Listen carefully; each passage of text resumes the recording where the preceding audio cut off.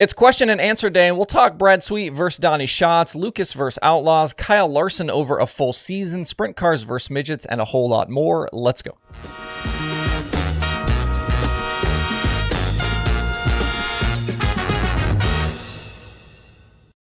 It's Tuesday, August 22nd. I'm Justin Fiedler. This is DIRTcar Daily. Before we get into today's mailbag / Q&A show, let's do a merch discount. If you use code DAILY over at shop.dirttracker.com, you can get 20% off of your order.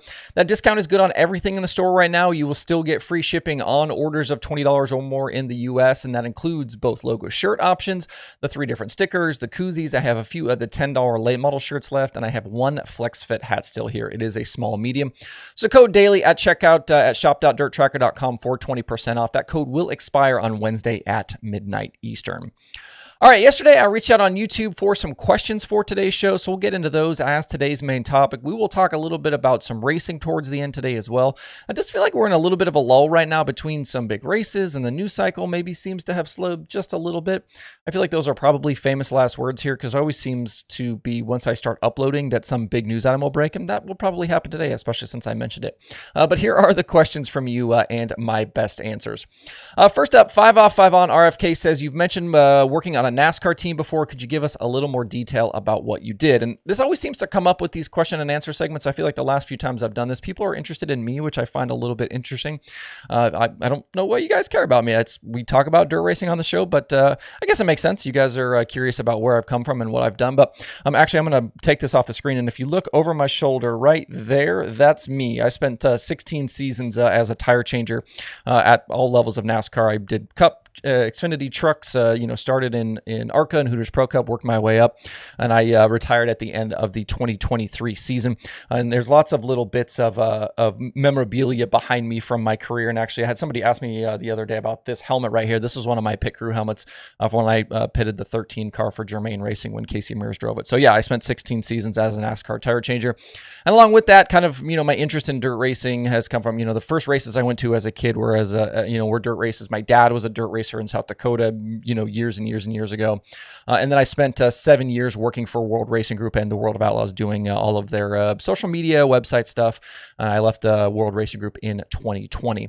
Kind of along those same lines, Landon asks if I've ever raced before. If so, what type of car?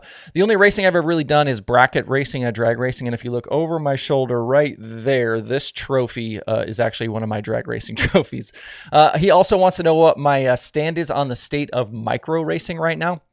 I don't know that I'm super in-depth, deep into the micro sprint world at this moment.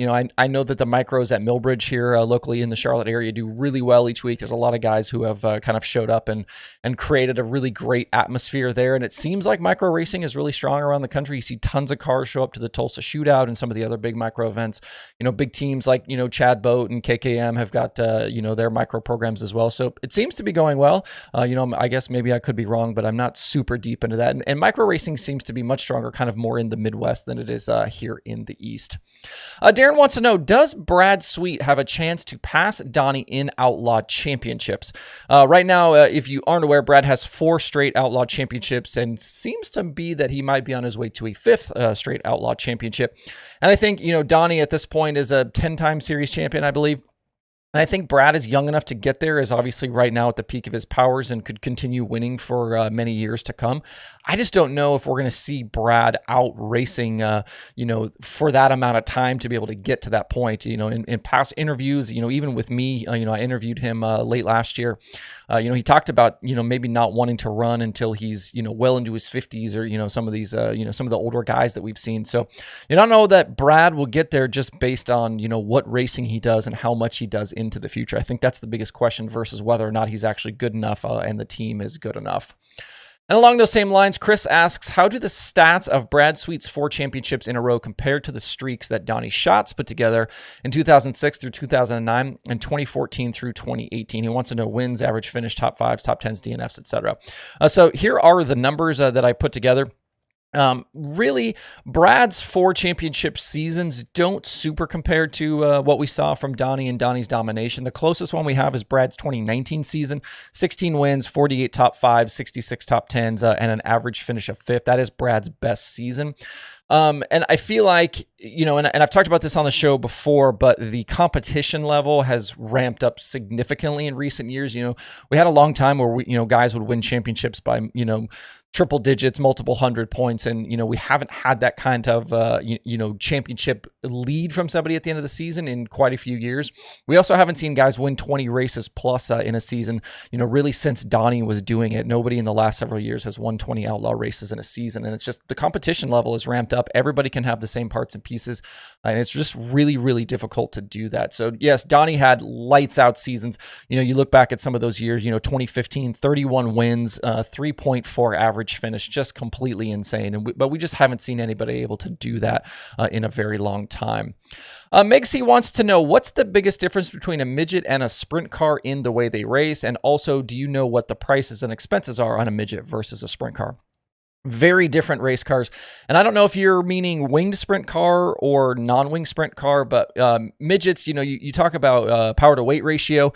Sprint cars, a 410 sprint car has a power to weight ratio somewhere in the neighborhood of 1.5. You figure a 1,425 pound sprint car with 900 horsepower versus a midget. Midgets weigh about 1,000 pounds. You're looking at horsepower somewhere around 400. So similar, but sprint car way higher on that power to weight ratio. Also, if you're talking about a wing sprint car, those wings make a huge difference in the way the cars drive. Those cars drive way straighter around a racetrack. They have a ton more downforce and a ton more side force through the corner. Whereas a midget or a non-wing sprint car, you're going to drive a lot more sideways through the corner, and it's going to be a lot slower around a racetrack. In terms of costs, I've actually done 2 videos about that. If you go back to my Sunday show just this week, Thomas Meserow does a great breakdown of a lot of the costs of sprint car or at least of midget racing. He says a brand new midget at this point costs you about $90,000, where if you're going to buy a full 410 wing sprint car at this point, the car alone is going to be probably 50 grand. Then you can tack on another $65,000-$70,000 for an engine, so dramatically more expensive to get into sprint car racing. But I'll link those 2 videos in the description below so you can get a full rundown on the cost differences between the two. Chase says, if Kyle Larson ran a full Outlaw season, where does he finish in points? And then how about Lucas in a late model? I think with what we've seen from Larson, he would easily contend for a sprint car championship out with the World of Outlaws. And, we saw a lot of that in 2020. He made, I think, 27 Outlaw starts that year. 44% of those starts were wins. He had a 4.5 average finish. So, those numbers, spread out over the course of a season. Obviously, Kyle would have stumbles like everybody does over the course of a 70 or 75 race season. But if he's able to keep up that kind of pace, he would very easily be in championship contention, versus Gravel and Brad Sweet and those guys. And I think he would have probably fairly easily won the championship in 2020 if he would have run that season full time. It is tough to say on the late model side with what Kyle could do. He's had so few starts with Lucas and with the Outlaws. You throw in some of the Castrol Flow Racing Night in America stuff. We know he can win, but again, it's about consistency. And, we've seen Larson have some struggles in the late models. And the guys at the top of those deals, especially right now, Bobby Pierce and Ricky Thornton Jr., they are so lights out every single night. So it's a little bit tougher to say what Kyle could do. I think the other kind of thing we haven't really talked about when it comes to Kyle running a full season is him being able to focus on those things. And even in 2020, when he was winning all of those races, he was still doing other things, midgets and some late model starts. And, right now he's got the full cup schedule. So, if he was able to focus on a full late model season, that might change things. And obviously, he can get up to speed so fast. So, I think that would probably be a big help, but whether or not he would be able to compete for a championship, I'm not really sure. I think, I don't know that we have enough data to really say, whether that would be the case or not. TP asks, what is the premier late model series this year, World of Outlaws or Lucas? I think that is an insanely difficult question and one that maybe doesn't even have an answer. If you look at, I think the very top, you're seeing it right now between Ricky Thornton Jr., Bobby Pierce. Those guys are kind of neck and neck, for big wins they've had this year. And they've, each won on both sides. Bobby Pierce has won with Lucas and Ricky Thornton Jr. has won with the Outlaws besides their wins with their respective series. If you look at, I think the very top of Lucas, if you talk about the top 5-6 guys, are probably stronger, as a whole than the top 5 or 6 guys out with the Outlaws. But I think the Outlaws might be a little bit deeper down through the field. And if you look at something like the Dirt on Dirt top 25 drivers, right now, of that top 25, 9 of them are full-time Outlaw drivers and 6 of them are full-time Lucas drivers. So I think that's maybe where you see a little bit of separation for the Outlaws, is, they're maybe a little bit deeper, but I do think, you start talking about O'Neill, Ricky Thornton Jr., Overton, McCready. I think that very top Davenport, I think that very top of Lucas is maybe just a little bit stronger than the top of the Outlaws this season. All right, that's it for the Q&A. Thanks to everybody who submitted questions. We will do this again very soon. All right, a couple of things to talk about before we shut down. The Western Sprint Tours Speedweek is going on right now out west. Last night, they were at Cottage Grove Speedway in Oregon. It was Dominic Scelzi going to Victory Lane over Logan Forler. They had 23 360 sprint cars. A lot of California guys up there: Scelzi, Willie Croft, Tony Gomes, Chase Johnson. They're racing every night out there through Saturday. They've got stops coming up. They're at Coos Bay tonight, Douglas County, then Southern Oregon, Silver Dollar, and Placerville on Sunday to close out that speed week. Up at Ransomville tonight, Super DIRTcar Series is coming in for a 7,500 to win show. This is Matt Williamson's home track, so he'll be a big favorite tonight, I think. He needs to try to run well and try to close this gap up to Matt Shepard for the SDS Championship. The season is starting to wind down for those guys. Only 4 races left until Super Dirt Week. Then after Oswego in October, World Finals is the only racing left in 2023.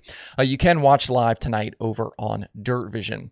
And with the iRacing World of Outlaws late models on Monday night, it was all Blake Matjoulis at Williams Grove. He had a couple of rough weeks in a row. He missed the feature at Knoxville, finished outside the top 10 at Peevely. Last night, though, he led all 50 laps from the pole with championship leader Evan C. second and Logan Rumsey in third. Caden Honeycutt had a big charge through the field after starting 17th. He was actually up to third and battling for second late, but a mistake with just a few laps to go let Rumsey by for the final podium spot. With just 3 races left in the season, C's lead has grown to 80 points. Looks to be fairly secure at this point for the championship. The final run to the end includes races at Eldora, Lincoln, and Charlotte. You can watch these shows for free on Monday nights on Dirt Vision and YouTube at 9 p.m. Eastern. That's it for the show today. Hit the stream schedule over at DIRTtracker.com/watch tonight to see your options for today. You can also check out all the day's headlines over there on the front page at DIRTtracker.com. Hope you guys have a good Tuesday out there. We'll see you right back here tomorrow.